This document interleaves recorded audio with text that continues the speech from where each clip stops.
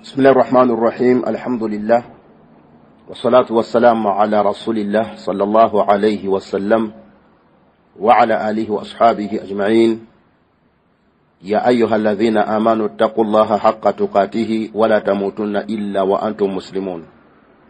يا أيها الذين آمنوا اتقوا الله وقولوا قولا سديدا يصلح لكم أعمالكم ويغفر لكم ذنوبكم، ومن يطع الله ورسوله فقد فاز فوزا عظيما. يا أيها الناس اتقوا ربكم الذي خلقكم من نفس واحدة وخلق منها زوجها وبث منهما رجالا كثيرا ونساء، واتقوا الله الذي تساءلون به والأرحام إن الله كان عليكم رقيبا. إن أصدق الحديث كتاب الله، وخير الهدي هدي محمد صلى الله عليه وسلم، وشر الأمور محدثاتها وكل محدثة بدعة وكل بدعة ضلالة وكل ضلالة في النار. أبو رغاندا، السلام عليكم ورحمة الله وبركاته. تويبا زوي كتيبا الله سبحانه وتعالى ننيني بوينزا. Allah waffe tabaraka wa ta'ala nanyini matenda marungi era amajjuvu. Oyo Allah atulekeddewo ekyengera kyaffe eky'obulamu. Tumusaba Allah atusiime, akkirize emirimu gyaffe, atusonyiwe ebitusimatukako ng'ebitonde, atumalire Allah obwetaavu bwaffe. Musaba Allah tabaraka wa ta'ala so mukisa mu byonna bye tukola, era musaba Allah tabaraka wa ta'ala abeerenga ayisa wala enkwe zaabo abatukyawa n'abatulowoleza obubi. Baganda bange bakubiriza ngamba kuutira okutya Allah tabaraka wa ta'ala n'okugondera omubaka Muhammadin sallallahu alayhi wasallam, nabbi wammwe, omubaka wammwe, nabbi waffe, omubaka waffe. Mbagamba buli gyabo Luganda nti okulabika kw'omuntu nti yakkiriza nti nabbi Muhammadin sallallahu alayhi wasallam ye nabbi we, ekyo kirabikira mu kugondera biragiro bye. Okulabika kw'omuntu n'okumanyika kwe nti yakkiriza, yakakasa, yamatira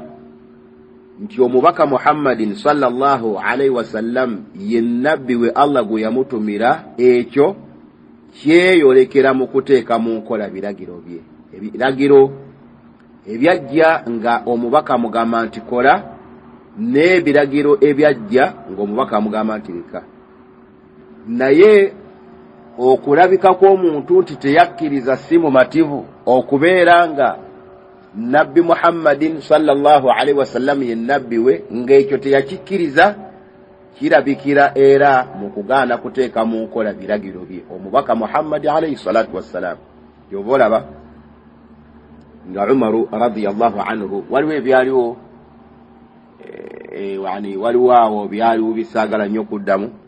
naye oluvannyuma lwa byonna Umaru radiyallahu anhu nga nabbi amaze okumugamba kino amugambye kiri. Kati Umaru mu kwongera okulaga nti akkiriza nabbi byamugamba alayhi salatu wassalam,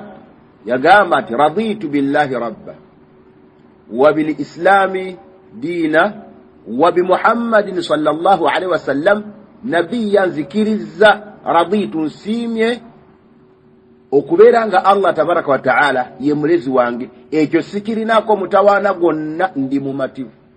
Kati omuntu okukkiriza n'okweyoleka kw'okukkiriza kwe nti yasiima okubanga Allah tabaraka wa ta'ala ye mukama we, ekyo kirabikira mu kuteeka mu nkola Allah byamugambye, ng'amugamba nti kola n'akola, amugamba nti leka n'aleka. Wa bil islami diina, era akabonero kwe tulabira omuntu nti yasiima mu mativu okubanga obusiraamu ye ddiini ye, kwe kubeera ng'ebiragiro ebyajjira mu busiraamu abifaako, abiteeka mu nkola. Bangi bannange abasiraamu be mulaba si bamativu okubanga obusiraamu ye ddiini yaabwe. Omusiraamu yenna omumativu okubanga obusiraamu ye ddiini nga yakimatira, yakikkiriza, alabika era amanyika. Wa bi Muhammadin sallallahu alaihi wasallam nabiyya, noye yamatira okubanga nabbi Muhammad ye nabbi we, ng'ekyo yakikkiriza, takirinaako mutawaana gonna, naye yeeyolekera mu ngeri gyateeka mu nkola ebiragiro by'owekitiibwa nabbi Muhammad alayhi salatu wasalam. Oluganda bannasunna mbalamusiza bannanga abaami n'abakyala, nebaza Allah tabaraka wa taala abakuumiddeyo, mwebale kubaayo bannange. Mbaagala nnyo bannasunna kubanga bangi abatono abalinganga mmwe. Olwaleero tugenda mu maaso n'essunna ezasengukwa nga tugenda kulaba sunna bbiri. Sunna esooka sunnatu rafu'i sawti bizikiri ba'da alfarida, eyo sunna yasengukwa. Sunnatu rafu'i sawti, esunna y'okusitula eddoboozi bizikiri nga omuntu abadde akola zikiri ba'da alfaridati, oluvannyuma lw'eswala eza faruda. Bannange tukimanya abooluganda nti omuntu senga obeera omaze okusala eswala ya faruda, waliwo azikaali ezasomesebwa omubaka Muhammad alayhi salatu wassalam. Omala okusala eswala otodde essalaamu, yogera kino yogera kino yogera kino yogera kino. Era ako akaseera batugamba baulama nti si kaseera kakusabira mu dduwa, wabula kaseera kakutendereza Allah tabaraka wa taala, kaina azkaari zaako almashruu. Kakati batugamba bakadde bafa bawali muntu wakadhalika min as-sunani allati dayya'aha kathirun min almuslimina. Kituufu bannange nti era ne sunna ezo nga bangi basiraamu dayya'aha, bazibuza bazivaako tebazifaako. Bangi basiraamu rafu'u sawti bizikiri alwaridi ba'da as-salah, ye sunna y'okusitula eddoboozi ne zikiri ezezajja okuva ku ekitiibwa nabbi Muhammad alayhi salatu wassalam oluvannyuma lw'eswala. Azikaari eziri awo abooluganda zonna tulina kuzireeta mu lwatu nga ziwulikika, kyekiri sunna, kyekiri sunna. Era Imaamu Bukhari yaleeta hadithi namba ng'agamba nti anna rafu'a an-naasi aswatahum bizikiri ba'da as-salati kana ala ahadi rasulillahi sallallahu alayhi wasallam, nti mazima okusitula eddoboozi oba rafu'u an-naasi aswatahum, abantu okusitula amaloboozi gaabwe bizikiri nga baleeta zikiri ba'da as-salati, oluvannyuma lw'eswala ng'ebadde emaze okusaalibwa, kana ala ahadi rasulillahi sallallahu alayhi wasallam, ekyo kyekyaliwo mu bulamu bwa nabbi Muhammadin alayhi salatu wassalam, nga bwe yagamba Sheikh al-Hafidhu Ibn Hajari al-Asqalani fil Fathi omujalladu ogwokubiri ku peegi 428. Kana ala ahadi rasulillahi sallallahu alayhi wasallam, amakuru nti ekigambo Sheikh kyagamba nti ekyo kyekyaliwo mu bulamu bwa nabbi Muhammad alayhi salatu wassalam, ng'abantu senga babeera bamaze okusala eswala za faruda baleeta azikaari zaabwe mu lwatu. Fihi anna mithla hadha inda al-Bukhari yuhkamu lahu birraf'i, ekyo ekigambo nga bwe yakireeta bwatyo Bukhari kisitulwa ne kibeera nga kigenda mu ebyo ebyamanyibwa ku wekitiibwa nabbi Muhammad alayhi salatu wasallam, khilafan liman shadha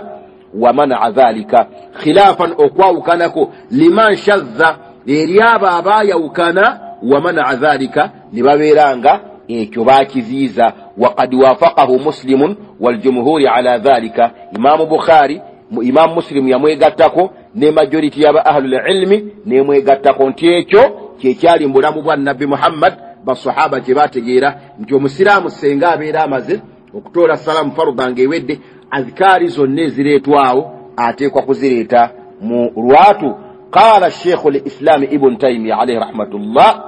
wa yustahabbu al-jahru bit-tasbihi wat-tahmidi wat-takbiri aqiba as-salati. Bwatyo bwe yagamba Sheikh, yagamba nti wa yustahabbu al-jahru, jahru kitegeeza ki? Nti kisaanye. Yagamba nti kisaanye kikubirizibwa okubeera nga eddoboozi lyolesebwa bitasbihi, mu kugamba nti nno subhanallah, wa tahmidi nogamba nti alhamdulillah, wa takbiri nogamba nti la ilaha illa Allah, aqiba as-sala oluvannyuma lw'esswala. Ekyo yustahabba abooluganda insha Allah taala okubanga kyekikolebwa ekyo kyekyamanyika naye eyo sunna dayyaaha kathirun min almuslimin abasiraamu bonna bagireka wallahi okutuusanga ne bw'otuuka mu mizikiti egy'abasajja abalowoozebwa nti bali ku sunna imaamu bw'amala okutoola salaamu towulira ddoboozi lyonna nti ono kati aleeta zikiri baada sala nakatono munnange otegedde ekigambo ekyo insha allahu taala kyetaaga okukyukamu imaamu alhafidhu ibnu hajari al asqalani alayhi rahmatullah fi sharhi alhadithi sabiqi bwe yali annyonnyola hadithi eyo yagamba nti wafihi dalilu ala jawazi ljahari bizikiri aqiba salati yagamba shekhe nti omwo mulimu obujulizi obulaga nti kikkirizibwa okusitula eddoboozi amakulu okulyolesa nga obadde omaze okusaala essala eya faruda waallaka alayhi sheikhu bun bazin alayhi rahmatullah biqawlihi nateeka komenti ku kigambo ekyo sheikh bun baz n'ekigambo kiki yagamba law qaala ala mashruiyati ljahari lakana asahha nti senga imaamu ibn taymiya senga yagamba imaamu ibn hajari kuba yagamba nti fihi dalilun ala jawazi ljahari bidhikiri aqiba salati kati sheikh ibn baz yagamba nti law qaala senga sheikh yagamba ti ala mashruiyati aljahari lakana asahha ng'alaga obw'etteeka oba obw'ekiragiro ekyokwolesa eddoboozi ng'omuntu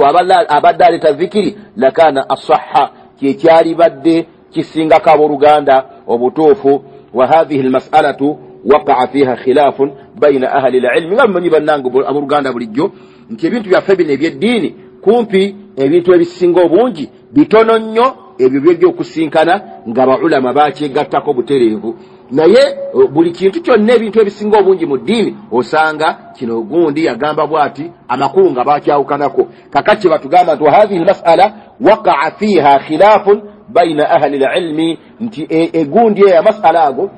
ag'okusitula eddoboozi ba'da as-sala aqiba as-salati al-fariida yagamba nti waqa'a fiha khilafun bayna ahli alilmi gafunamuuko kugaawukanamu wakati wa bannanyini kumanya imaamu nawawi bwe yali ashara musharuhu ye nga ashara muslimu ojja kulaba omujallada ogwokusatu peegi eya 86 yagamba nti hadha dalilun lima qalahu ba'du salafi innahu yustahabbu raf'u as-sawti bitakbiri wadhikri aqiba al-maktuba yagamba sheikh nti hadha dalilun nti buno bujulizi lima qalahu ba'du salafi kwegamba olwekyo kye bagamba bujulizi obunyweza ekyo ekigambibwa bakadde bafe abatukulembera nga bagamba nti innahu yustahabbu raf'u sawti bitakbiri wadhikri aqiba almaktuba nti kikubirizibwa okusitula eddoboozi bitakbiri n'okuleeta takibira amakulu bizino azikari zimanyiddwa allahu akbaru allahu akbaru allahu akbaru wa zikiri n'azikari zonna ezireetebwawo oluvannyuma lw'esswala eya faruda bw'atyo sheekhe byagamba waman istahabbahu min almutaakhirina ibn hazmi alzahiri n'abo abagamba nti istihbab amakulu kikubirizibwa abantu insha allahu taala eyo sunna okugikolerako kwabo bakadde baffe almutaakhirina mulimu imaamu ibn hazmi amanyiddwa nga alzahiri tusaba allah tabaraka wataala atuwe abooluganda sunna eyo okugissa mu nkola wa hadhihi sunanu allati hajaraha kathirun min annas eyo sunna bannange abantu bangi nga bagisenguka wafarratu fiha tuaddi ila tadyi'i almaalimi baina ma huwa mafrudun wa ma laysa bimafurudin yagamba shekhe nti abantu senga bajjawo sunna eyo essunna eyo abantu bangi gye basenguka ne bagireka tuaddi ila tadyi'i almaalim ejjawo oba nataiju ezivaamu muvaamu okujjawo akabonero akawula baina ma huwa mafurudun wakati w'esswala eya faruda wama laysa bimafurudin n'esswala etali ya faruda anti zino esswala eza bulijjo eswala zino eza sunani rawatibu swala qabliya ba'diya ne swala sigadde za sunna zo muntu senga amazo gisala ekyo si kyalagirwa okukola naye ate ku swala ya farda omuntu kastamaro kubeeranga amazo kugisala emaliriziddwa esalamu etoleddwa kyayina okukola kiki okwawula ene swala ya farda ku ya sunna kwe kubeeranga eddoboozi gisituka bizikiri kati bagamba walimu nti sunna eyo allati hajaraha kathiru min almuslimina wa farratu fiha tuaddi ila tadyi'i alma'alim bayna ma huwa mafrudun wa ma laysa bimafrudin fahadhihi sunna مثلا وهي رفع الصوت بالذكر الوارد بعد الصلاة هذه لما قطعت في كثير من المساجد لا تفرق بين حال الصلاة أن الناس في صلاة وما بعد السلام الإمام لسكوت المصلين وعدم جهرهم بالأذكار الواردة في هذا الموطن ايتو فابورغان باتوغا في هذه السنة سنة مثلا وهي رفع الصوت بالذكر الوارد بعد الصلاة كويكوسيتو للدبوز نذكر يزي زجة نقال مسوى النبي محمد عليه الصلاة والسلام أربان الصلاة هذه لما انقطعت في كثير من المساجد الذكر بيامر كتكاو ممينجي مزكتي اكفامتي لا تفرق بين حال الصلاة kati tesobola kwawula wakati wa mbeera ya ssala nti anna nnasa fi salatin nti abantu bali mu ssala wama ba'da salami l'imami onne oluvannyuma lw'essalaamu ya imaamu lisukuuti limusallina olw'okusirika kw'abasaaze bonna wa adami jaharihim bil adhkari n'obutolesa adhikaari zaabwe alwaridi fi hadha almawtini ezezajja mu kifo eky'abooluganda n'olwekyo insha allahu taala kisaanya abooluganda eyo sunna eberengedda obujja lianna jaharahum bizikiri ba'da salati dalilun ala insirafihim min as-salah era lianna jaharahum olw'ensonga nti abantu okwolesa eddoboozi lyabwe bizikiri ba'da sala n'okuleeta azikaari oluvannyuma lw'essala dalilun kaba kabonera akalaga ala insirafihim nti kati bantu bakyusa amakulu bavudde min as-sala essala bagivuddemu kama qala ibnu abbas radiyallahu anhuma nga ibnu abbas yagamba nti ma kunna na'rifu inqida as-salati rasulillahi sallallahu alaihi wasallam illa bitakbiri yagamba ibnu abbas nti ma kunna na'rifu twalinga tetuyinza kumanya inqida as-salati rasulillah nti essala ya nabbi ewedde illa okujjako bitakibiri na kigambo takibira ategeeza ki ategeeza azikiri nti Allahu akbar Allahu akbar Allahu akbar ekyo kibategeeranga nakyo nti essala ya nabbi ekoze eki ewedde amakulu bwe yayingiranga mu muzikiti oba abadde akeereyemu insha Allahu taala bwe yawuliranga abantu nga baleeta azikaari nga akakasanga amatira nti essala efudde فائدة حديث ابن عباس رضي الله عنهما يدل على أنهم كانوا يبدأون بالتكبير قبل التسبيح والتحميد كفائدة جتفنا محدث يا ابن عباس رضي الله عنهما إيراغت أنهم كانوا يبدأون انتباري انغبتاندك أذكار يزو كبانغا مچماني تغاماتي الله أكبر الله أكبر الله أكبر emirundi asatu mwesatu subhanallah subhanallah subhanallah emirundi asatu mwesatu alhamdulillah alhamdulillah asatu mwesatu ezo dhikari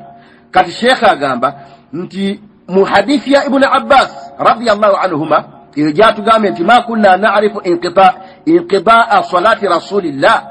yadullu ala annahum iragati mazmaddala basahaba kanu yabda'una bitakbir qabla tasbih والتحميد بالينغا باتانديكا ذكار يزو نتكبيرا تي الله اكبر سوف تقول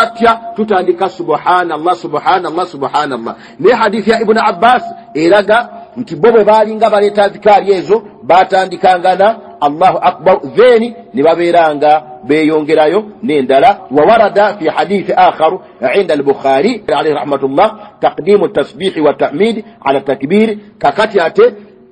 kiraga nti waliwo hadithi endali eri mu kitabo kya Bukhari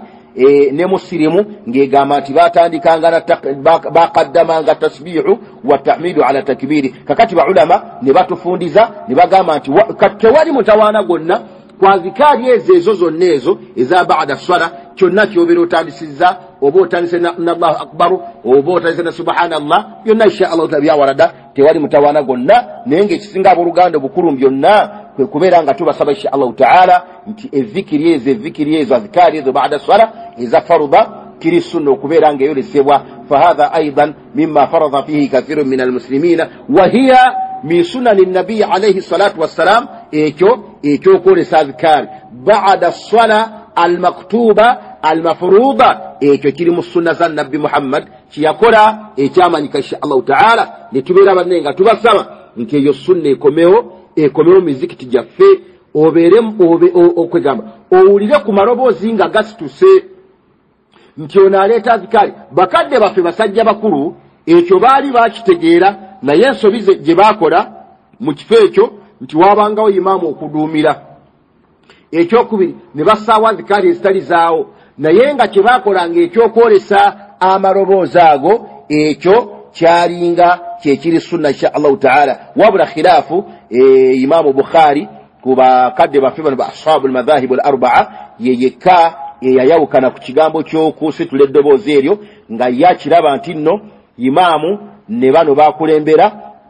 senga wabawo we bakakasa nti nno tebannaba kuyiga kwogera bigambo ebyo bakkirizibwa okwolesa ebigambo ebyo olw'okubayigiriza naye senga babeera bategedde nti bonna abali mu muzikiti babeera babimanyi olwo tewali mutawaana. Naye ng'eyo si hujja insha Allah taala oluvannyuma lw'okufuna obujulizi obwetengeredde okuva ku basahaba radiyallahu anhum ne okutegeera nti eyo yali enkola ya nabbi Muhammad. Kati eyo sunna insha Allah taala mu Luganda ebeerengedda obulamu tugizeewo insha Allah taala. Ne bwobeera ng'osadde wekka ne bwe mbeera nga musalidde mu jamaa kaisa imaamu atoola salamu azikari zonna ezibeerawo insha Allah taala muzireete nga muzireeta lwatu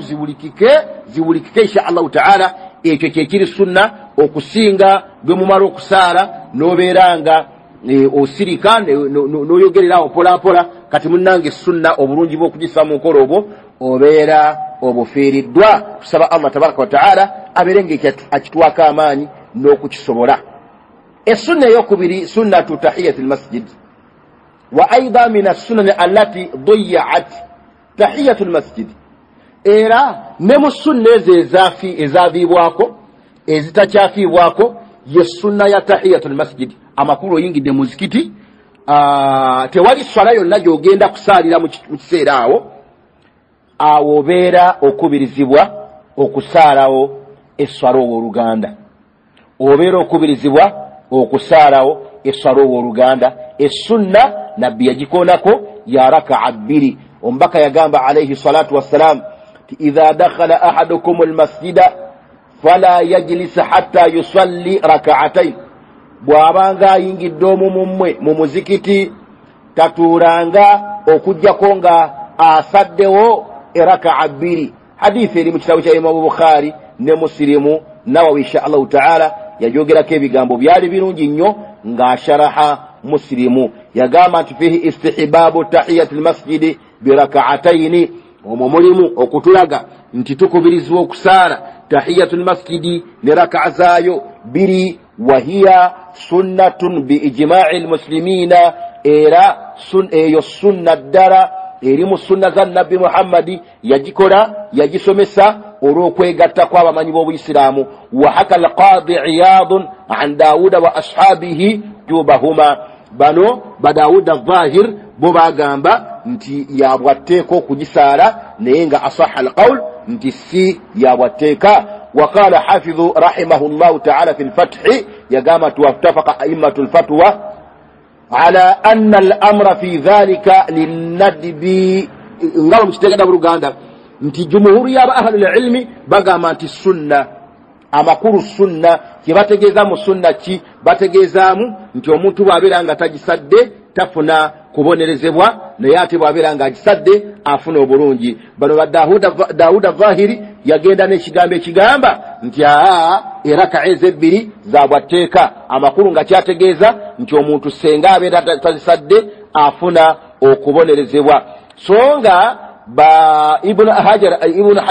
al-asqalani mu fath al-bari yagama tinno begatta abakulembeze abayisa ennamula mateeka g'obusiraamu nti ensonga ya tahiyatul masjidi lilnadibi nti oyo abeera yagadde insha allahu taala agisaala nafuna obulungi n'abatasobodde insha allahu taala tafuna musango. Wanaqala ibn battal min ahli al-zahiri alwujuba walladhi sarraha bihi ibn hazmi adamuhu amakulu insha allahu taala nti khilafu eri ntonotono naye nga ekikulu byonna nti eyo tahiyatul masjid insha allahu taala yemu ku sunani zetuyina okubeera nga tuzirunda insha allahu taala n'okusaba allah tabaraka wa taala abeere nga atuwa obusobozi. Wabula muyina abooluganda okukimanya insha allahu taala nti omuntu senga ayingira mu muzikiti nga mu kuyingira kwe muzikiti waliwo eswala gy'agenda okusala ekyokulabirako oyingidde bamaze okwazina zuhuri bamaze okwazina oba subuhi oba bamaze okwazina isha insha allahu taala oba eswala yonna awo kakati ng'olina sunna gy'ogenda okutuukiramu obanga oyina eswala farda gy'ogenda okutuukiramu awo insha allah si mutawaana gonna neobeera nga togisadde. Naye senga oyingira amakulu n'oyingira butereevu mu swala amakulu senga ojja ng'ogenda kusaala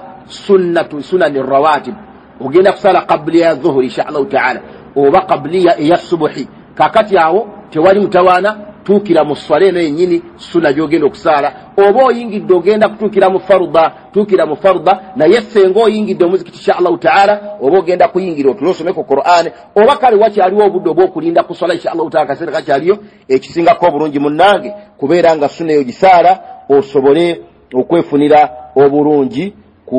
oba okusaala sunna eyo insha allahu taala. بل ثبت ذلك في الرواتب القبلة كذلك كما في حديث عائشة رضي الله عنها عند مسلم كان النبي عليه الصلاة والسلام أمكر يصلي قبل الظهر 4 في البيت ككتي بعلا بوغري بيغامبو بينجي وانو nga batwawulira ku kigambo kya tahiyatul masjid ne sunna nezisigadde ne batugamba tahiyatul masjid yeteekwa kusaalirwa mu muzikiti tahiyatul masjid yeteekwa kusaalirwa mu muzikiti ne batugamba nti songa zino sunna ezisigadde osobola okuzisaalira ewakaawo nga sunna eya qabla zuhur osobola ogisaalira ewaka ne sunna eya baada zuhur osobola ogisaalira ewakaawo. Aisha agamba ati radiyallahu anha nti omubaka Muhammad alayhi salatu wassalam kana yusalli qabla zuhri 4 في البيت يرينغا سارة ركعا nga zuhri tenasaalibwa ng'azisaalira waka ثم يخرج فيصلي بالناس نور فنيما نفرما نagenda nasaaza abantu ثم يرجع إلى البيت ليصلي ركعتين نور فنيما nakomawo ewaka era nasaala raka'a 2 kitegeeza kya buluganda nti ezo sunani bwezityo osobola okusooka ogisaalira ewaka nosaala raka'a 4 kuba manyi nti dhuhri insha allahu taala emu ku swala ezina eraka ez'enjawulo osobola okusaala raka'a 4 nosaala 2 oba nosaala 2 nosaala 4 amakulu qabliya nosaala raka'a 4 ku baadiya nosaala 2 oba nosaala 2 ku raka ku qabliya ne ku baadiya oba nosaala 4 ku qabliya ne baadiya byonna insha allah byawarada nga tebina mutawaana gonna nayo okkirizibwa eziswala okuzisaalira ewaka wabula tahiyatul masjid yo oyina kugireeta mu muzikiti insha allahu taala ekyo kyekigambo ekisinga okubeera ekituufu banga ati bage tahiyatul masjid ekiramuso ky'omuzikiti kati insha allah buluganda nga tufundikira ne tubeera nga tubakubiza nti sunna ezo 2 ezogeddwako olwaleero tuzikomyewo sunna ey'okusitula amalobozi gaffe nga tumaze okusaala eswala eya faruda nga tuleeta azikaari insha allahu taala ekiri sunna okusitula amaloboozi awo ne zikiri ezo nembagamba nti baulama bonna ittafaku okubajjako bashafiiya abaalaba nti tusitula amaloboozi ebbanga litumala nga tulina be tuyigiriza naye senga tewaba bayigirizibwa olwo galeetebwe mu kyama nembagamba nti ekyo ekigambo marujuu ekyo ekigambo insha allahu taala marujuu naye nga ekiri sunna kubeera nga amaloboozi gasitulwa tusaba allah tabaraka wa taala aberenga atusobose. jazakumullahu khaira subhanaka allahumma bihamdika ashhadu an la ilaha illa anta astaghfiruka wa atubu ilayka. assalamu alaykum wa rahmatullahi wa barakatuh.